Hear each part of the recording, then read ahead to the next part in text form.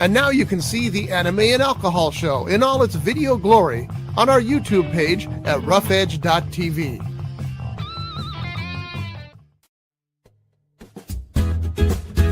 It's tiki time at Harbor Cove Cafe. Dive into the tropical paradise at the end of Spinnaker Drive in Ventura with vibrant drinks, delicious bites, award-winning fish and chips, and more. Now featuring extended hours and happy hour. Fridays from 2 p.m. to 8 p.m., Saturday and Sunday from 2 p.m. to 4 p.m. Harbor Cove Cafe, the hidden treasure at the end of Spinnaker Drive. Visit harborcovecafe.net for more information.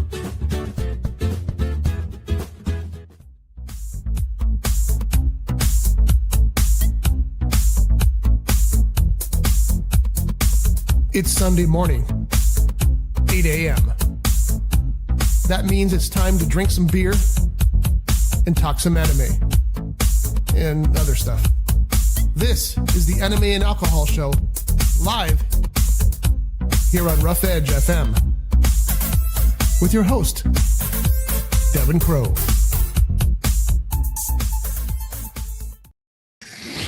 There we are. Good morning. Camera's over there. I was like, good morning, and I was like, oh wait, it's over here. Main camera there, your camera, which is right. Let's see what this. Here, right there. Yep, that's it. And your hat, Magpul. Yes, it's pew pew stuff. I love it says bang bang parts. Yes. So it could be for the porno industry too. It could be. Yeah, they haven't listed that straight. So what's up, Devin Crow? Not much. Okay. Glad this thanks for watching. Yeah, I know. See you later, fuckers.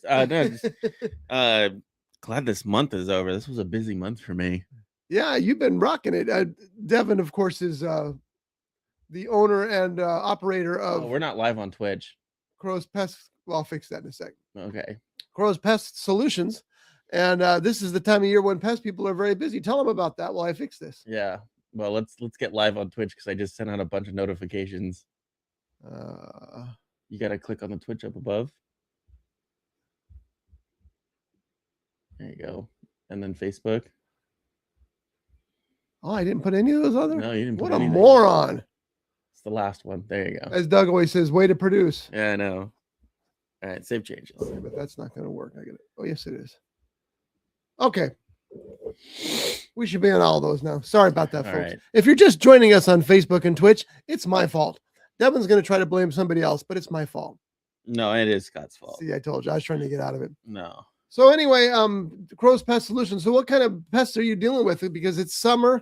That's when the pests start showing up, even with this gloomy weather. Just everything. Yeah. Just everything. Getting a lot of ants still? Not, you know what? I'm not getting a lot of ant issues, but I mean, if you like properly prepare for ant season, if you properly prepare for ant season, you're really not going to have an ant issue. And how do you do that? Or do you want to tell people because it kills your business? No, I mean, doing like a preventative, like ant specific treatment, like a month before like the big boom of ants is pretty much how you really help like reduce those odds of getting ant problems. I think that it was my mother who despises ants. She hates them. And she kept calling me and complaining about it. I said, look, you need a monthly service in order to do this. Not a monthly service. You need a pest control service. An ongoing service. And she finally decided to start it, and she has never been happier because she says she hasn't had an ant problem since. Yeah. You know, so if you don't, like he said, get on the regular maintenance program and you don't have to worry about them. And you can do that with Crow's Pest Solutions, and that's crowspestsolutions.com. With an S, not solution. We offer more than one. That's right. And it's Devin at crowspestsolutions.com. So, yeah. Anyway, well, it's good to be busy though, right? Yeah, It's your second year. It's good to be busy. This last week was miserable. It was just really rough with the fire and the way the weather was. Now Monday was fine when the fire first started. But Tuesday was a different story. Tuesday just sucked. It took me forever just to get through my day. And the fire wasn't even in your area, right? It was in Simi. It was about 4 miles away.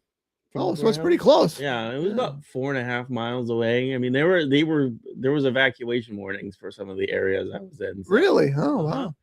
So, because the wind was blowing that direction, the fire started in Simi, but it was blowing over towards the mountain. You forget sometimes how close everything is. It's like there's a series of earthquakes. There's an earthquake hotspot over in Ojai. And I mean, it's not truly always active, but sometimes you get a good jolt, 3.5, something like that. Mhm. And I come in here and there's stuff on the floor. And I forget that Ojai is just on the other side of these mountains. Yeah. And so, it's like 5 or 6 miles away. So we get the jolt here as well. And I come in here, there's stuff on the floor. I'm like, what the hell? Oh, must have been an earthquake. So yeah. So I'm just glad, because it was a rough. This is my busy month too. I think I had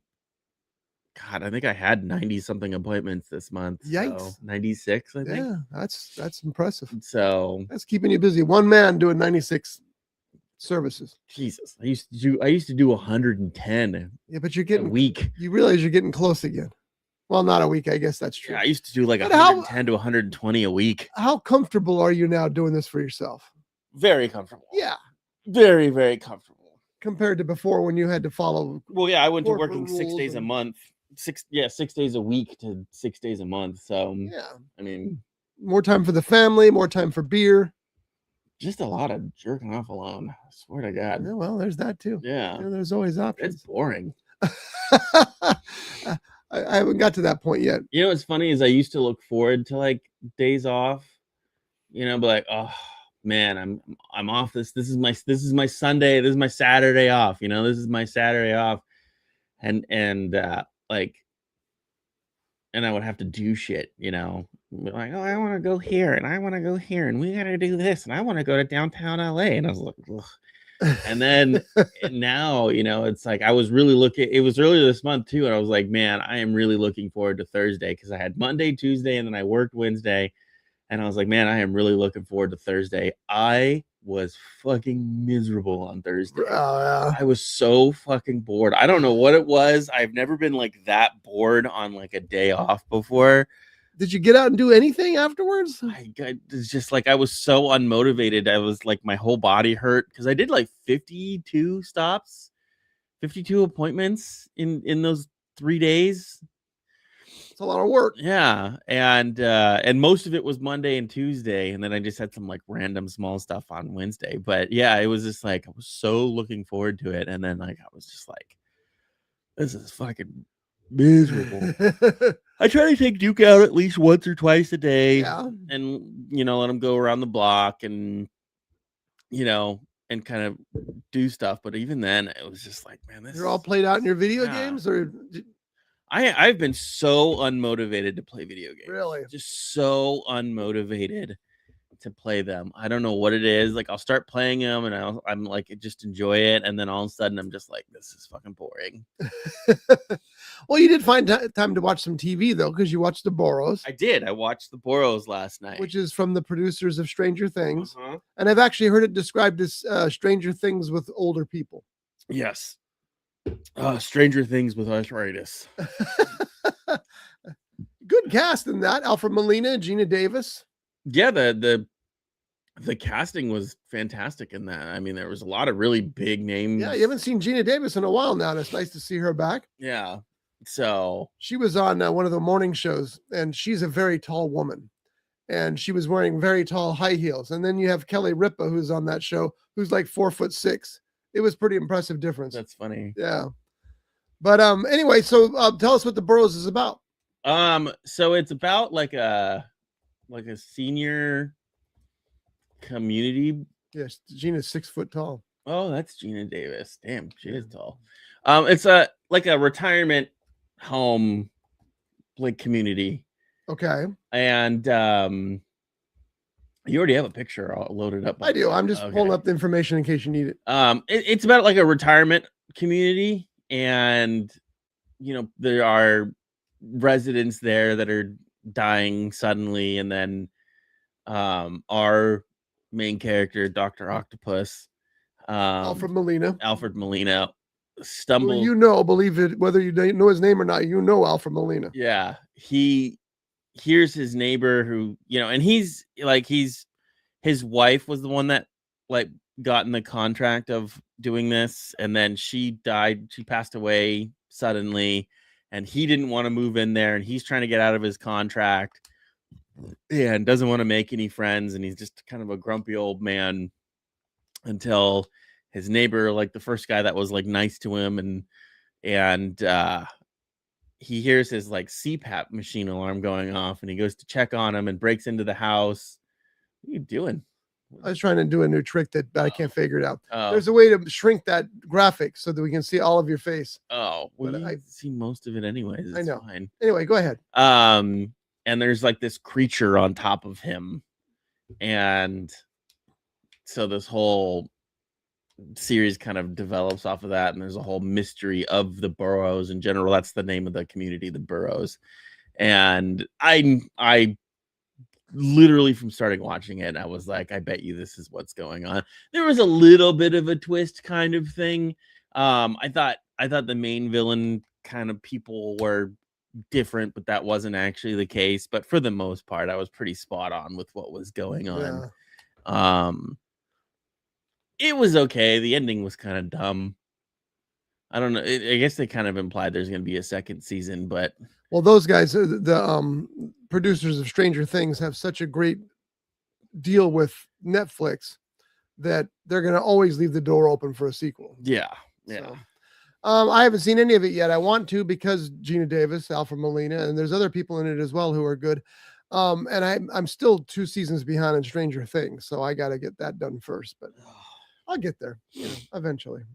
You know what you need? You need an Amazon Fire Kids tablet, and then you can just sit there and watch, because Colette watch like the whole thing, like the whole series of Stranger Things on her fucking. I literally do that with an iPad. I have an iPad. I also have an Amazon Fire tablet. So I went to see Obsession, and you asked me to take Colette. I'm glad I didn't, because I know she's very mature for her age, but it'd been very awkward for me sitting there without her parents watching that movie. I don't want to see that movie. I would have been happily. She could sit next to Andrea or show. That's true. That's true. Obsession is a great movie, by the way. Yeah, it's very good. It's very scary. It features a lead performance by the actor. Well, I think they said she'll have to be nominated for supporting actor because of the number of lines she has, but she very well might win an Oscar for this horror movie. Are you ready for this? It cost $1 million to make, and it's already grossed close to 50. Yeah, it's a big monster hit, and it gets bigger every week. It's not one of those movies that's dwindling. It's getting bigger. And there's a reason for that. It's because people are going to see it and they're talking about it, and it's the word of mouth that's driving that box office. And I'm telling you, it is scary, weird, and disturbing, and just excellent. It's an outstanding movie. They've given this guy who directed it the next remake of the Texas Chainsaw Massacre. And I'm afraid of what he'll do with that now. The guy that directed it was the YouTube guy? He was a YouTuber, huh? Yeah, everyone was like talking shit about like giving this guy this role, and he's just a YouTuber.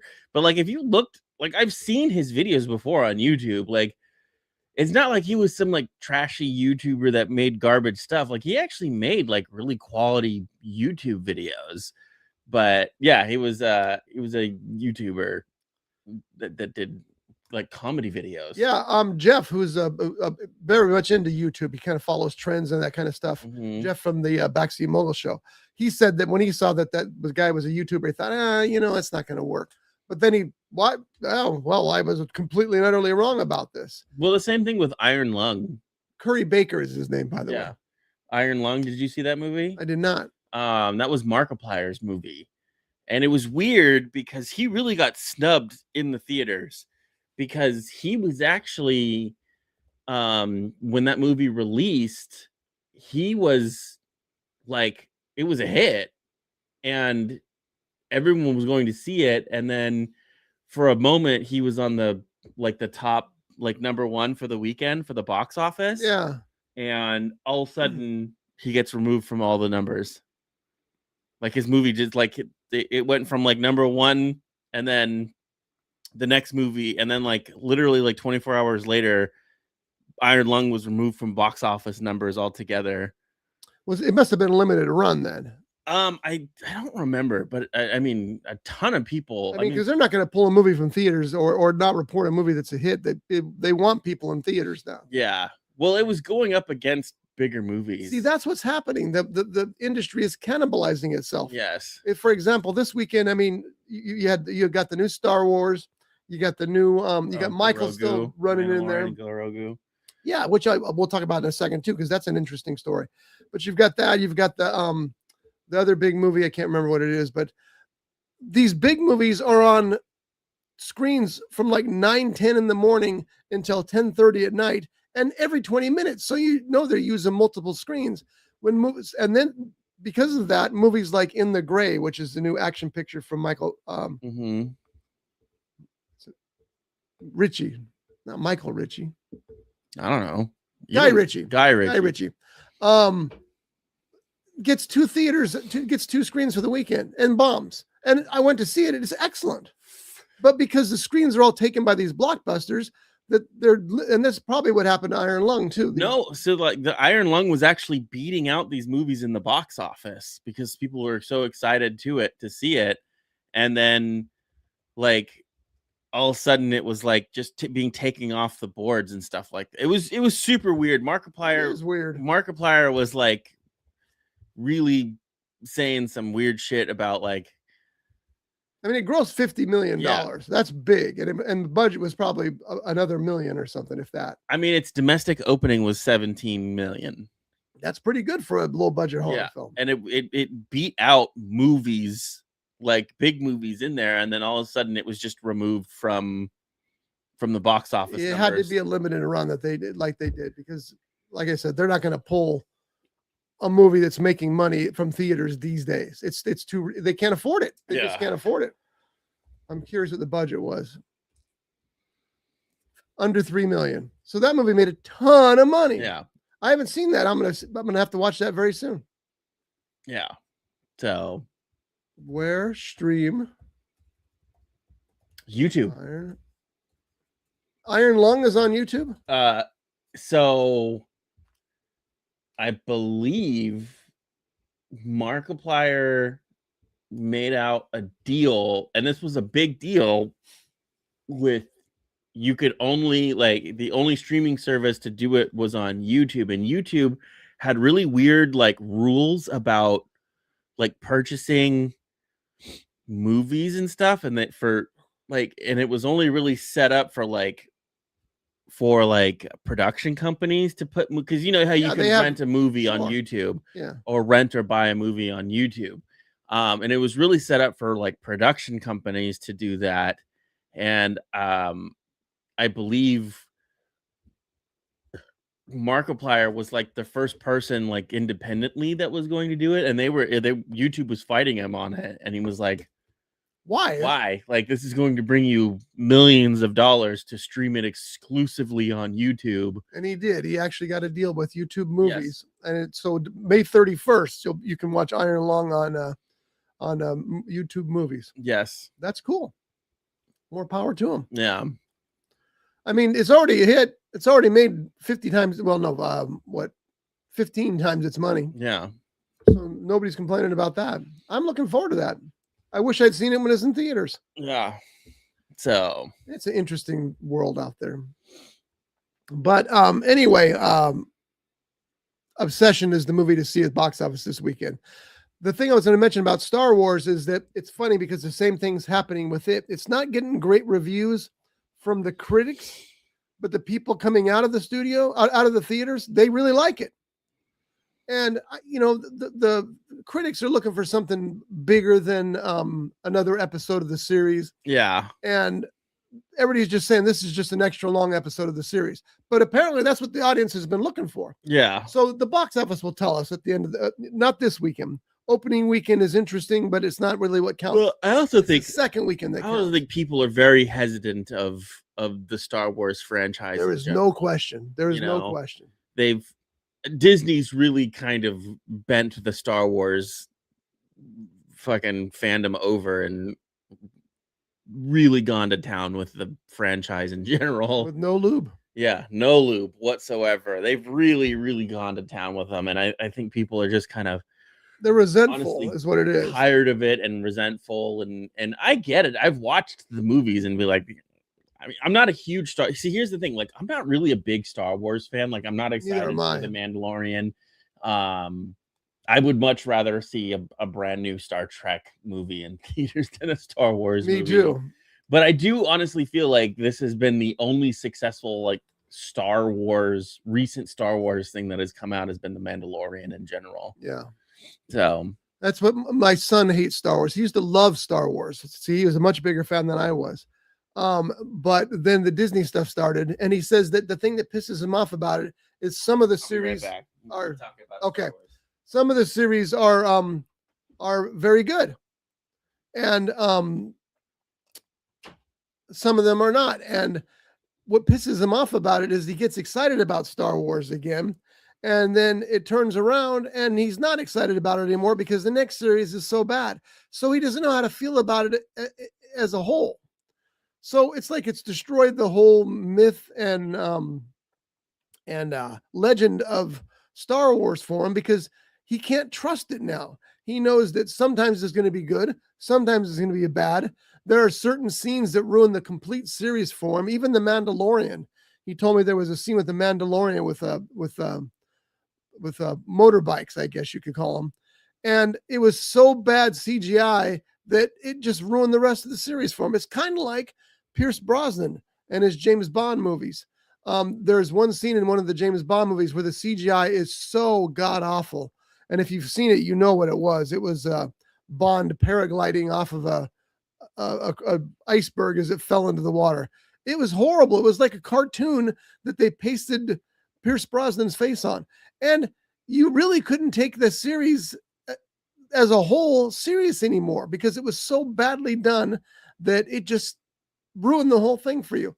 And that's how my son feels about the Star Wars series. Now, he does want to go see the movie. He's not holding a whole lot of hype for it, of hope for it. It's good that people are coming out of it, say they like it. He doesn't pay much attention to what the critics say because they're so busy looking for something new and fresh, which is what they tend to do. They forget that sometimes the audience just wants to another ride. And ideas of that are like Jason Statham movie, the Meg, about the 100-foot great white shark. Nobody thought that would be the hit that it turned into, but it did. And they made Meg 2, and guess what? Critics didn't care for it much, but it made a lot of money because people do want to see Jason Statham on a jet ski with a harpooning a 100-foot great white shark. It's entertainment. And so the critics have a point because you don't want to just keep rehashing things over and over again, but you don't want to change it so drastically that it's not recognizable from what you liked before. And I think that has a lot to do with what Disney has done with the Star Wars, because some of their Star Wars series are admittedly good. Some of them aren't.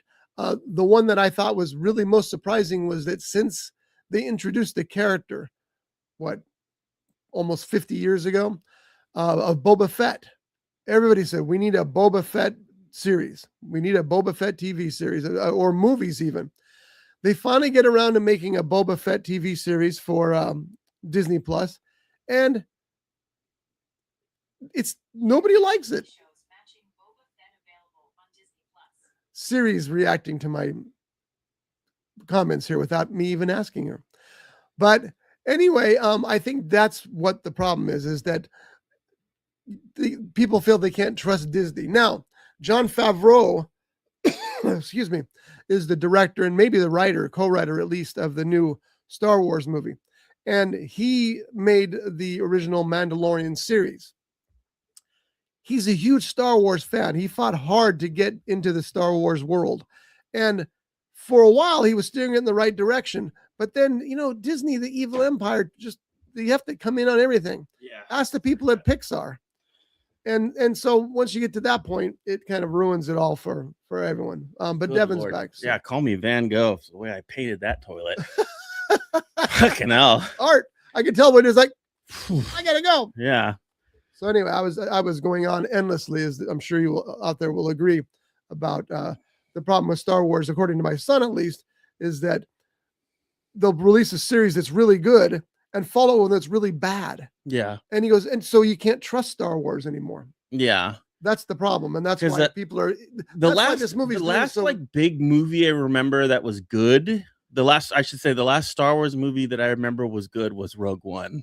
Yeah, everybody loves Rogue One, the Reservoir Dogs of Star Wars movies. Yeah, that was the one where they were tasked to like get the plans of the Death Star, right? And it was kind of a suicide mission for everybody. Right. Yeah. And that was everybody loves that movie. That's what they consider that one of the ones that actually worked very well. Yeah. It's just unfortunate that they can't get consistent on it. You know, they're so busy pumping out content that they don't. Sometimes it seems like they don't care what they're pumping out as long as it's got Star Wars on it. Well, that's exactly what it is. And I was talking about, ever since the character was introduced, Boba Fett.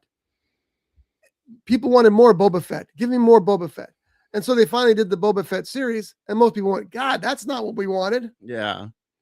So they screwed that up too. Well, then there was that other Star Wars spin-off series, right? That kind of like just kind of said F you to all the Star Wars lore. Yes. It had like the twin girls in it or some shit like that. That was like super. Yeah. There's been droids, Ewoks, the Clone Wars, Rebels. Wait a second. Yeah, Resistance, the Bad Batch, Visions, Hails. Visions. See, there's too much. Yeah. 444 episodes across 27 seasons of television. Now, I realize that Disney has to make up almost $5 billion they gave George Lucas, but this is a little oversaturation. And that's, again, why they can't be consistent and you can't trust them. But again, that being said, my understanding is, and I'm going tomorrow morning to see. I think Disney is too focused on pandering and catering to a minority community and forgetting about the people that put them. I don't think that's even it. I think they're just worried about making money, and they just make this stuff, and it's not good stuff. You know, they're so. I mean, like I said, they paid almost $5 billion for Star Wars. Any studio in the world would have paid that, by the way. They have to make the money back somehow. Yeah. But they're not 444 episodes. That sounds like too many to me. But what do I know? It's pretty bad. Yeah. Yeah. Most of them they're just not consistent. It's just slop. That's all it is. Well, that's what it's filler. Yeah. We don't want filler. We'll wait a few years for something good. But anyway, so we'll see where Grogu ends up finally at the box office. But like I said, audiences seem to be liking it, despite what critics say. So we won't know till next weekend. If it drops 60% or more next weekend, they're in a world of trouble. Which it probably will. It might very well. But again, they're talking that they think the word of mouth might be akin, but not exactly the same as it is for Obsession, what drives the box office. So that's their theory right now, but it's just a theory. We'll see. So what else did we watch? I think it's beer of the week time. Already? I know. Well, that's okay because we've had the beer in the freezer. Yes. For like a half an hour. All right. So let's get to that. And now it's time for the 9 a.m. Sunday morning beer of the week here on the Anime Something or Other show live on Rough Edge FM. Brought to you by Pele Utu, Reno's only traditional tiki bar. A kaleidoscope of colors and tropical charm with the undeniable allure of paradise and intoxicatingly delicious cocktails. Pele Utu. Open Wednesday through Sunday from 12 p.m. to 11 p.m. 1275 Stardust Street in Reno, Nevada. For more information, please visit peleutu.com.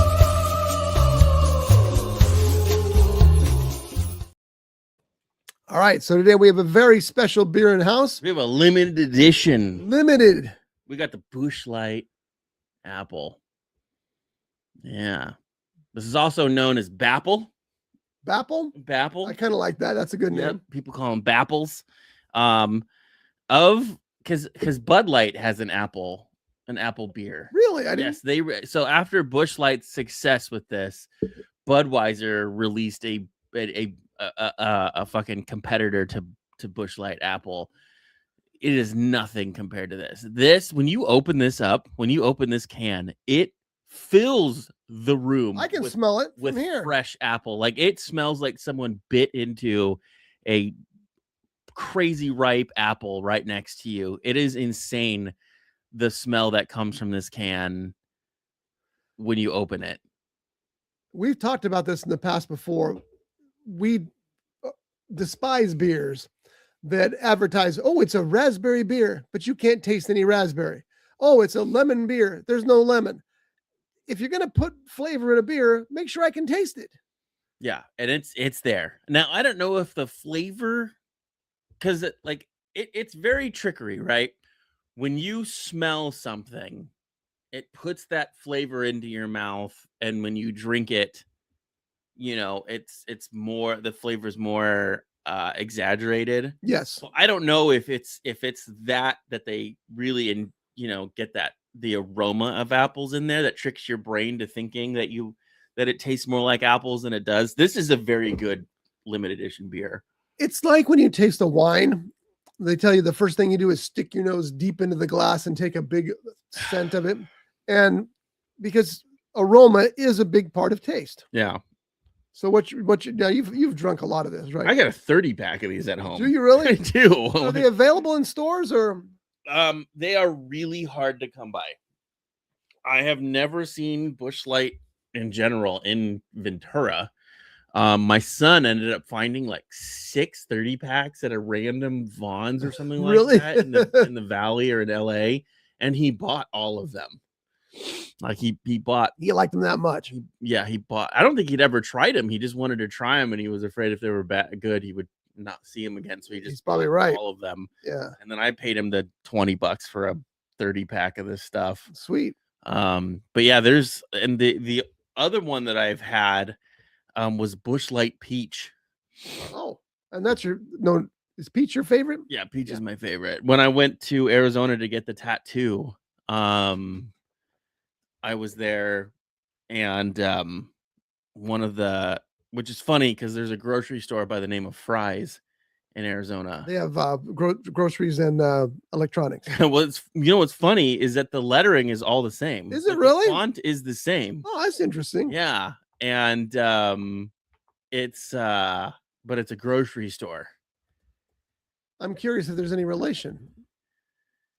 Where'd you say it was? Texas? Arizona.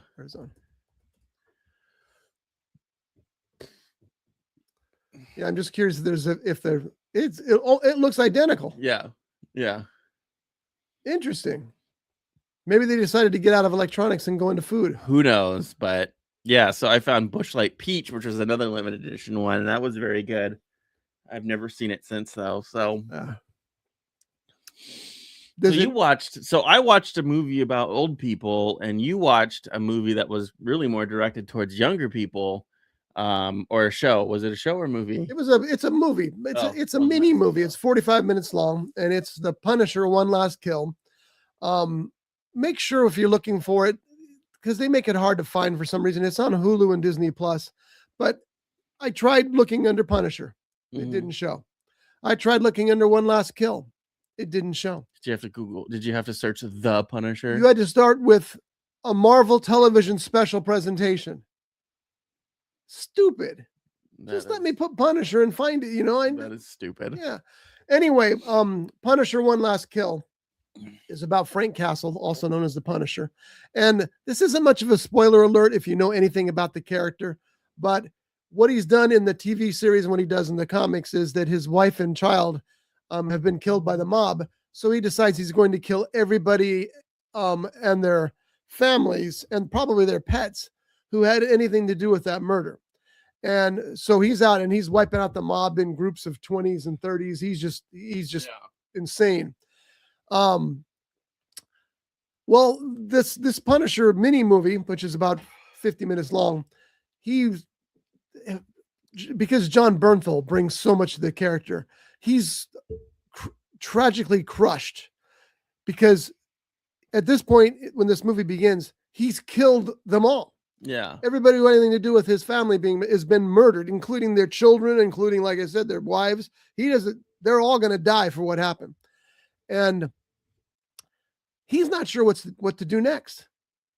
He's like, I've done what I promised my family. He's in the graveyard talking to their corpses, and he's saying, I've done what I promised you. I don't know what to do next. And you can tell he's just tortured by this. In fact, he goes as far as to put a gun to his head. Yeah. He's like, I'm done. Well, something happens that takes him out of that. And most of the movie, he's fighting not as the Punisher, but as Frank Castle, because he doesn't have the skull-faced uniform on and what have you. But that all leads to him finding what he's going to do next. And it's done so with very, very much satisfaction. The fight scenes. Is this kind of like a segue short movie into the new Spider-Man movie? I think it's exactly what it is. Because Castle's only job was to kill the people that, and I mean wipe them all out, who killed his wife and child. And that's done. And so where does he go? This tells you where he goes. And it's worth watching just for that. Is it a great 50-minute movie? Not so much. I mean, you want more when it's all done, because it seems like there's one big fight scene with 50 people in it, but it's one big fight scene. And the ending is satisfying, but could be just a little bit more satisfying. John Bernthal also co-wrote it, by the way.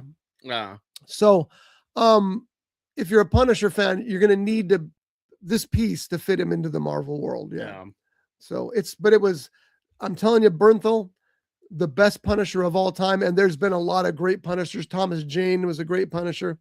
But this guy brings such depth to it that I didn't think it'd be possible to bring that much depth to a comic book character. He's that good. It's freaking amazing. What'd you expect from the guy who stars in The Bear, though? So yeah. Anyway, highly recommended on Disney Plus and Hulu. You know what other movie I watched, and I sent you a reel for it asking if it was any good. I watched a movie called Bone Tomahawk. Oh yes! Holy shit, man! That got it was a very slow burn kind of movie. It's a Western. It's like a weird, like, I don't know if it's like sci-fi, but it's definitely like a horror Western. Yes. And it's about like essentially a small posse going after cannibals that kidnapped a wife and like another guy from a village, but they're not quite like normal cannibals. No, they're like mutated. They're like inbred. Yeah. But yeah, it was there were some really crazy scenes in that. There's one scene in that movie that's famous, and I hadn't seen the movie until last year, but everybody told me, and I go, well, what scene is it? You'll know when you see it. Yeah. And you do know when you see it, because it's brutal. Yeah. And it's funny, the whole time I'm watching this movie, Letitia hasn't walked in the bedroom once. And the one time she walks in, there's a naked man. They're like undressing this guy. And she's like, oh, okay, what movie is this? And then she's like, oh my God, what are you watching? What is this? What are you, Devin? What are you watching? What's wrong with you? I'm just sitting there silent because I wasn't expecting this at all. And yeah, she's like, okay, I'm gonna go now. That was probably the wise decision. It's a good Western, and it is. I see what you're saying about the sci-fi thing. Here's what I liked about it. In a lot of these movies, and not so much these days because they've figured things out, but in the old days, especially, the Indians were the villains, and the more you killed, the better. Yeah. There was no, they were just the settlers were coming in, and the Indians were protecting their land, and they were evil for it, and so they killed them. And they treated them, they hated them, for this. And so it's the old idiom, cowboys and Indians. Yeah. But Indians weren't necessarily bad guys, but they made them that way in these old movies. This movie, these are some bad guys. Yeah. These are not people who are just protecting their territory. They're looking for dinner. Yeah. And see, the thing is like the design, and this is me with a biology background, the design of these creatures, these Cannibalistic Indian. Cannibalistic. They called them troglodytes too, by the way. Yes, they did. It doesn't make sense for them to be inbred. Because like the main one, the chief, I would say, had like tusks coming out of his face. That's true. He had like tusks coming out of his face, but they also had like a second mouth growing out of their neck. They all had that. Those were gills. That they used to communicate via these like strange whistle sounds. And that's not really inbreeding. No, I wouldn't be. You're right. That would be more about like evolutionary steps kind of thing. I'm going to see what the internet says about it. That's the second one down. There you go. Oh, is it there? Yeah. What exactly were the cannibals in Bone Tomahawk? Now, this is according to somebody on Reddit, so who knows? Yes.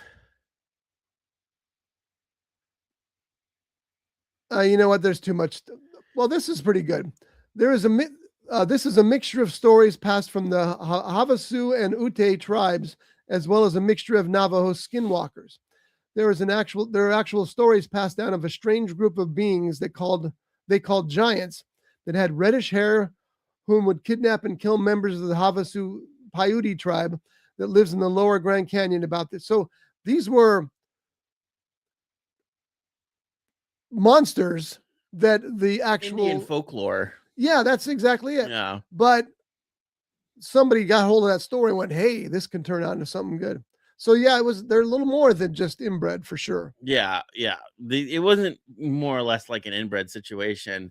That's why I was like, God, they kind of seem like this almost like, I don't know, sci-fi-ish kind of horror Western movie, but not like almost Predator-ish, but not from space. But yeah, they definitely had like an element of like, as soon as I saw them, I was like, these aren't like inbred cannibal kind of things. They definitely have evolved to a higher function, because they don't talk, but they have two sets. They have a normal mouth that they eat through, and then they have this weird mouth on their neck, and that they use to communicate with. So very strange. I forgot about that. I forgot about that. You're right. They were much more than inbred. Yeah. I was trying to find a picture of them that we could share, but I don't know. The troglodytes. Oh, it said something that go back to the troglodytes are a fictional creation of the film, separate from any real world Native American tribe. Are heavily inspired by the Paiute Indian legends about. Hey, click on the show more there. A group of red-headed cave-dwelling giant cannibal giants. Yeah. Now I'm even more fascinated in this film, because I didn't do this research the first time through, but now it's like there's a hint of realism in it. Yeah. So that's freaky. It was a crazy movie. I wouldn't call it a good movie. I wouldn't call it a great movie. I would say it's a good movie, but yeah, it's not a great movie by any stretch. Yeah, there's the guy with the tusks. Yeah. I would definitely say, if you like gore, I would definitely recommend watching it. You'll be sorry. But yeah, it was entertaining. Oh, and I don't think we've mentioned it. It stars Kurt Russell. Yeah, Kurt Russell. That's alone is worth seeing. Yeah. But it's violent, and it's intense, and it's disturbing. Which is, sometimes that's exactly what everybody's looking for. I think there's some boobs in it too. I think there's a booby scene in it. You get all that for the price of one. Not a cannibal booby either, like a hot white chick. We got comments. I didn't see him. I'm sorry. Oh, Mike's here. Hey, Mike. Mike Thomas. Not big on gore. Yeah, and Kurt Russell's great. I work with Tom Spence of KVTA Radio on Thursday mornings, and I always have to say, if I'm watching a movie that's gory, I have to let him know, because he can't handle the gore either. Doesn't want any sticky gore. Me, I want it splashed all over him. More you would like Iron Lung, man, but I want to see Iron Lung. I guess I got to wait till. Well, I don't, but I probably should wait till May 30th, and I won't buy it, because you're not really buying it. You're buying a license that can expire at any moment. But yeah, I'll figure it out. So anyway, what are you up to, Mike? What are you up to today, Mike? What you got going on? You still have that can over there? Show Mike what we're The drinking. Busch Light Apple. Yeah. Did you end up going to Reno to get some Busch Light Apple? He went to Reno just to kill a man to watch him die. By the way, these Kirkland energy drinks, delicious. By the way, delicious. So this is Costco brand energy drinks, and they released this, and it's like a Celsius dupe. Yeah. Yeah. And they released it at like a really inexpensive price, and it upset the market so much that it dropped Celsius's stock prices by like 10 or 20%, because it showed, because it's like for like it's like a 25 or 26 pack of these things, it's like $16. Dang. And there's 3 flavors. There's tropical, and then there's orange. And the only reason I bought it was because there's a peach flavor one. I don't like orange flavored stuff just in general. I did try it just to be, I did not like it. Orange flavored stuff is not for me. I'm not. But somebody who likes orange might. You can see the pigment in my skin dictates that I do not like orange flavored drinks. But the tropical one, I did. You know what's funny? As I tried the tropical one, and I didn't like it at first, and then I had it a second time, and I was like, "Ah, that's pretty good." That happens a lot. Entertain my parents all weekend. I'm sick, so just chilling. Damn. Sorry to hear that, Mike. Get better. And the peach one is a nice pull in the Johnny Cash, by the way. He got my joke about the Johnny Cash thing. But it upset the energy drink market so much when Costco released it, because it's like 70 cents a can or something. Yeah, that's a big difference. The other ones are what, $3.99 or something? Yeah, when you buy these cans, from grocery store, they're like $2.50 or 2 for $5 or 2 for $6, kind of shit like that. And Costco releases this at like 70 cents a can, and all of a sudden it's just like, well, if Costco can sell them at 70 cents a can, how come you're upcharging them? And it literally tanked Celsius's price the day and I hadn't seen them at any of our local Costco's, and then all of a sudden I saw them and I was like, I gotta try them. We're gonna go there today or tomorrow to get tomorrow for sure. No, sorry, Tuesday for sure. Because we have to get Pretzels medicine, so I'm gonna grab a case of those. Yeah, they're very good. I was for a no sugar. And I don't like zero sugar stuff. I really don't. True. I don't think they used aspartame in this. Because it definitely doesn't have like that aspartame-y kind of taste to it. Does it have sucralose?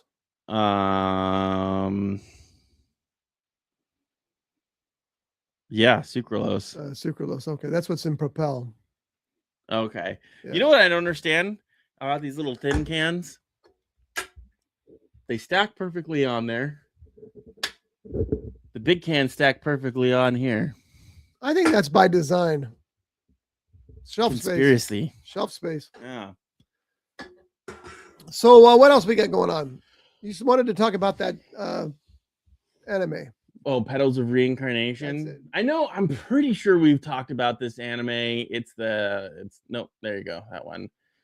So this is an anime about individuals that contain the soul of like either like the greats of the past or even villains of the past, and they can bring that out via reincarnation. They slit their neck with a special knife, and then these rose petals come out of it, and they take on that persona, like Musashi and Einstein and Florence Nightingale and all these historical figures and so on and so forth. And our main character, which is the guy with the funky looking arms, he gets brought into this organization called the Forest of the Greats to stop this evildoer kind of guy. I do appreciate the route they're going with this, and there was a pretty significant twist in this that I don't want to spoil it, But it's really cool kind of seeing these historical figures, and there was even a Hitler in there. Oh, really? Yes, they and you know what? I gotta hand it to Japan. Well, Japan did ally with Hitler, so they're not. They don't really. You know what's funny is they don't really like shy from the fact that they allied with Hitler. Well, it's history. You can't really shy from it. You can. But even Germany is like, it didn't really happen. Nothing happened in 1940 to 1943. Nothing. You know. But like Hitler, I mean, Hitler's in Dragon Ball Z.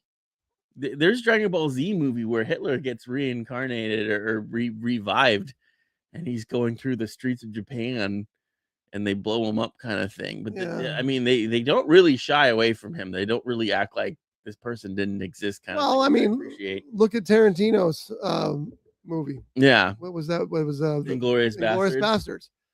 Hitler wasn't at that theater, but Tarantino knew people wanted to see him die. Yeah. So he died, and not in a good way at all. Yeah. But there was a lot of backlash, you know, of whether or not, because there was a character, it was a lolly, which is a younger looking woman that looks childlike, a lolly Hitler in there. But it's really cool to see like these characters and how they're being these historical, you know, greats are how they're being portrayed, and even these historical villains like Jack the Ripper and all that other stuff. So really, really interesting. This one's on High Dive, not a Crunchyroll anime. This is a High Dive anime. So it's the only place you can see it is on High Dive. Yeah. What's with the guy with the red period as a head? That is that's an apple. It's an apple? That's an apple. Newton. Sir Isaac okay. Newton. I got you. Yeah, that's Sir Isaac Newton. Okay. That makes sense now. He controls gravity. And I see that the one person sitting closest to us from the image on the Nuiman in the wheelchair. Yeah. That's obviously Professor X, right? Yes. Okay. Then that's Newman. I don't know who that. Newman. So anyway, that's on High Dive, and it's pretty good, huh? It's on High Dive. It is very entertaining. Yeah. Okay, so and you've watched all of it, or just a couple episodes? I've watched all the episodes that are available right now. Yeah. Okay. We got 8 minutes. What are you gonna talk about for 8 minutes? Oh shit, we got 8 minutes. Holy crap! This has been normally sometimes these shows feel like they take, you know, they go really, really quickly. And it seems like we talked about a lot too. It seems like we've talked about a lot. Yeah. I'm trying to think what we can talk about. But we can talk about Godzilla. Got Godzilla -0 coming out. They released the first image. Man, I'm so excited for that movie. Yeah, a lot of people are. Yeah. And I think they gave him a bigger budget this time. I think they gave him $15 million. He spent $10 million in the last one, and then he won an Oscar. So I think he got $15 million this time. Even though I've also heard that he got exactly the same as he got for the first one. And by he, I mean the director, who also does the special effects, because he's the one who won the Oscar for special effects. But any guesses as to who the monster co-star is? Because there's been all kinds of conjecture out there. Some of it's complete and utter BS. Oh, look at the clouds. You can see King Ghidorah's head. No, you can't. It's a friggin' cloud. You have any idea? No, I haven't seen the new trailer. So the biggest talk is that it's the smog monster, Hedorah. Now we don't know that. That's just what people. That's what most people are guessing is that it's Hedorah. But I mean, for all we know, it could be a new monster like the one in Monarch. You know, they have that new monster in Monarch, the Godzilla TV series. That's bigger than Godzilla. Godzilla still kicks his ass, but I didn't. I started watching season 1 because it was on Amazon Prime for free, but I didn't want to I stopped watching it because I didn't want to get really into it, and I don't have Apple Plus or Apple TV or whatever it is, so I didn't want to fucking. I've got 4 episodes into the first season, and there wasn't enough monster action for me. Yeah, but that's me, and I need to just go back because many people love it, and I hear season 2 is even better. So I got to go back and get into that some more. But yeah, I think that that Godzilla -0 Godzilla, Godzilla minus 0, right? The last one was Godzilla minus 1. -1. Now it's going to minus get 0. even worse, they say, because it's going to 0.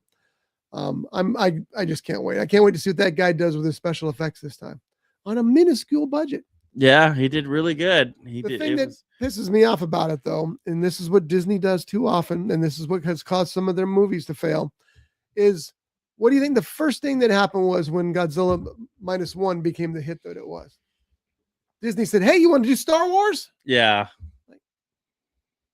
Let him make another movie first before you go rushing in and handing the Star Wars. Even though, would you pay to see that guy do a Star Wars movie? I think I would. The next Star Wars movie should be called Star Wars: You Lost Hope. I can't. Like, everyone's just like, oh, Star Wars this and like the Mandalorian. I'm just like, I don't really like Pedro Pascal at all that much. No, I'm not really a big fan, and like I just don't like Star Wars movies. Yeah, I'm with you on the Star Trek thing. I wish there'd be more Star Trek movies, but I just don't understand the way that Paramount treats Star Trek. They've never treated it with the respect it deserves. Yeah. They use Star Trek to launch. Fucking nerds watching this garbage. They don't know how much this costs. They use Star Trek to relaunch to launch Paramount Plus, and it literally almost single-handedly launched Paramount Plus.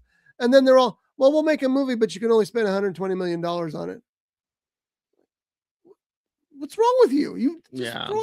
I don't get it. I'll tell you what I do get, though. I would pay $100 a ticket to see Tarantino's Star Trek movie. Because, he wrote one. Did he really? He wrote one. There's an old episode of Star Trek called, I don't want to tell you the name because I might be wrong. But the Enterprise goes to this planet that's stuck in the like 40s. So there's all this gangster violence going on, like Al Capone kind of stuff going on. And so they have to go down there and do their thing, and they leave. And then Bones, Dr. McCoy, realizes he lost his communicator down there. And you don't want to leave that behind because people are going to reverse engineer it and figure stuff out you don't want them to figure out. Yeah. And the last thing Spock says in that episode is, we're going to have to keep an eye on this planet because they're going to be coming after us. And so Tarantino picked up on that. He wanted to do Star Trek with a gangster background to it, but R-rated. Like, just bring it to me now. That'd be so cool. Yeah. But that's not going to happen, unfortunately. He even had, they hired somebody to write the script. It was Tarantino's story, but they hired somebody, he wrote a script, and it just, I'll be surprised if it ever happens. And I also will be thrilled. So that's the other thing that happened with Tarantino this week. He's got that movie with Brad Pitt coming out, The Adventures of Cliff Booth. Okay. Which is the Brad Pitt character from Once Upon a Time in Hollywood. Yep. And it was supposed to be Netflix only, starting on a certain date. Well, they've moved that date forward a couple of weeks because it's going to air only on IMAX theaters first. And then it's going to go to Netflix. So, son of a bitch. Yeah. So you got to wait 2 weeks longer, or maybe more weeks, but weeks longer to see it on Netflix. But you know what? It's written by Quentin Tarantino. It's directed by David Fincher, and it stars Brad Pitt. I'll go see it in IMAX. It'll be, except IMAX is so expensive now. Movies in general are just ridiculous. Well, I'll tell you that story in a second here, but I was going to go see something in IMAX. I can't remember what it was, but Josh, it was Project Hail Mary. Tickets were $37.50 each. I just can't do that. Now, for Godzilla, I'll pay it. I'll eat the $37.50. I don't care, but I just couldn't do it for a movie that I didn't have any,